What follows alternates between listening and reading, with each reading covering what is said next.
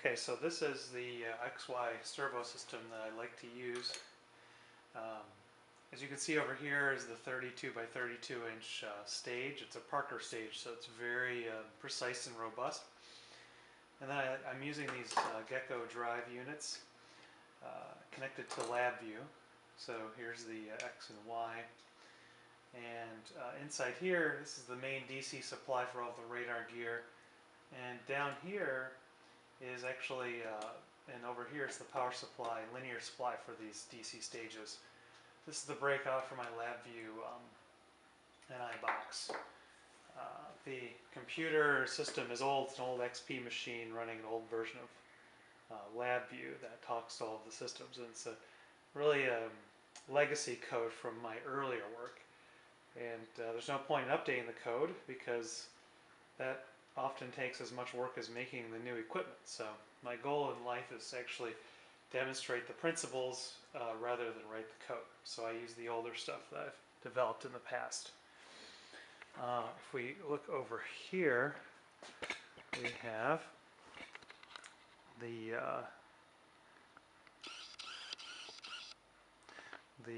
interface.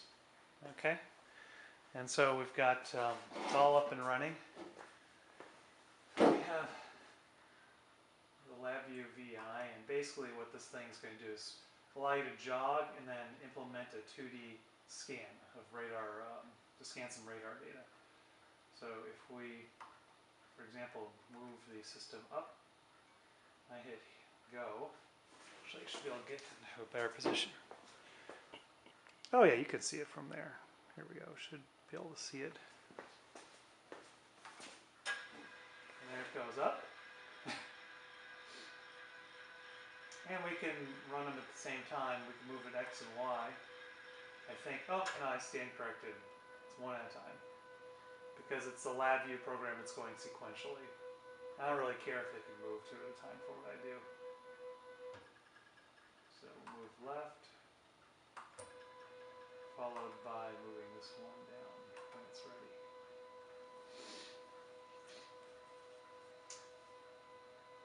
Yeah, it's a pretty nice system. And does the job for what I need to do.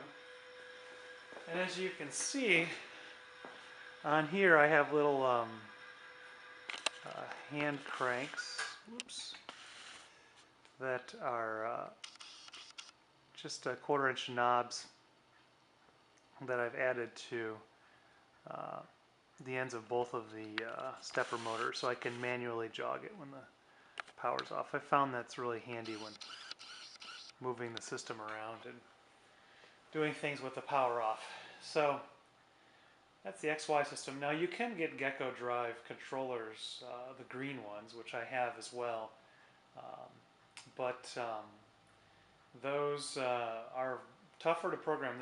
They're not as simple as just receiving a ASCII serial input. They require a hex input and all kinds of compiling code and weird stuff. So I just use this, and I use the Labview software and DIO ports to pulse the controllers.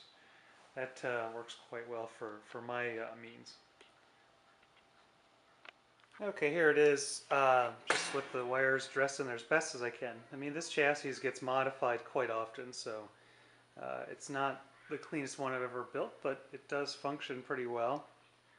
Alright, now the system is all buttoned up, and my kids put a rocket on the top of it to demonstrate its capabilities. So we'll just move that rocket down.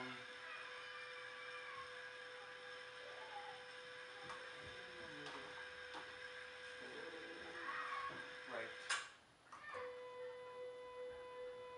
So yeah, this thing works pretty good.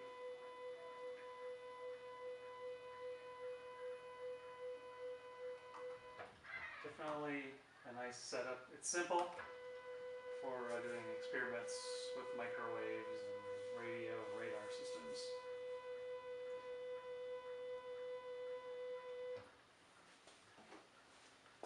Well, that's it for today. Thank you for watching.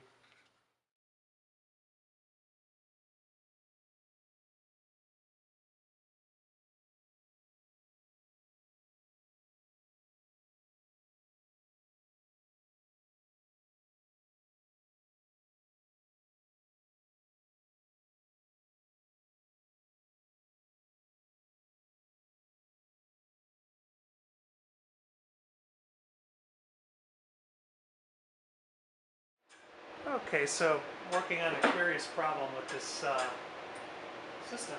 Right now it's doing an XY scan, and the problem is that when it scans an XY, the system does not go back to exactly the same spot where it came from, although it's programmed to do so. It's got an issue. When I jog it left and right and all over the place, it goes back exactly where it should come from.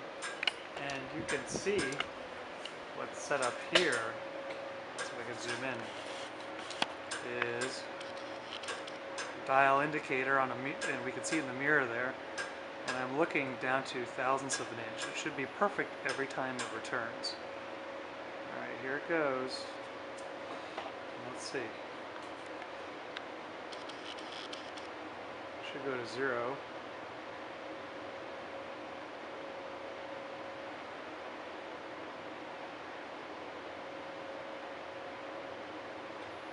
And it did not go to 0. So when I jog it, even if I jog it incrementally, it will go to 0 every single time. In this case it did not. So it's an interesting problem that we're working on here.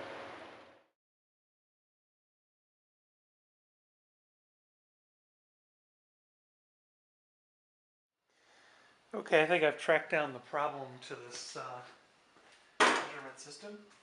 So basically, every time I pulse one of the motor drivers, the other motor will spin once. It'll do one movement. Not spin, but it'll step once.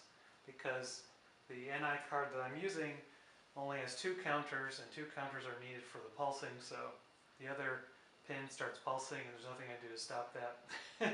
Except for add some math in here so that I count for it. And I should really get a proper stepper controller, but this one is working good enough. So what we're going to do is run a sequence of 40 position in X and 2 in Y.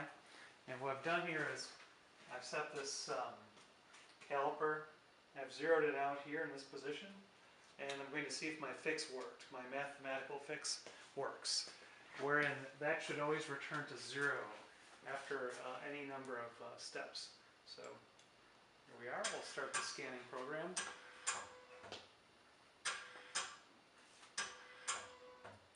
And this old radar altimeter on there is just for a payload. I'm not actually measuring anything with that right now.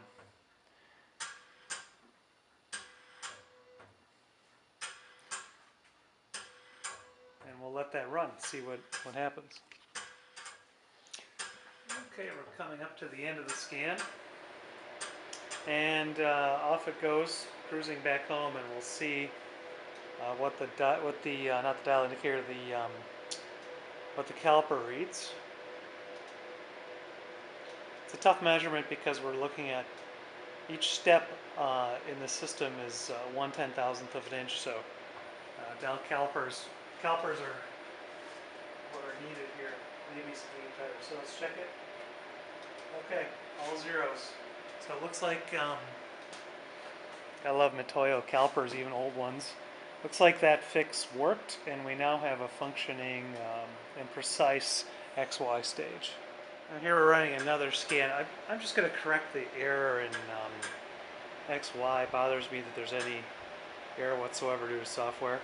So you can see the caliper is over there on the right side.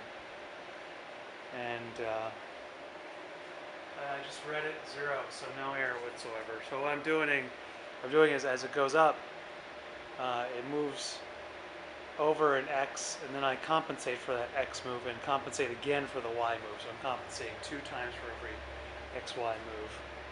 And we'll see if this should do it. We'll do a few more tests here.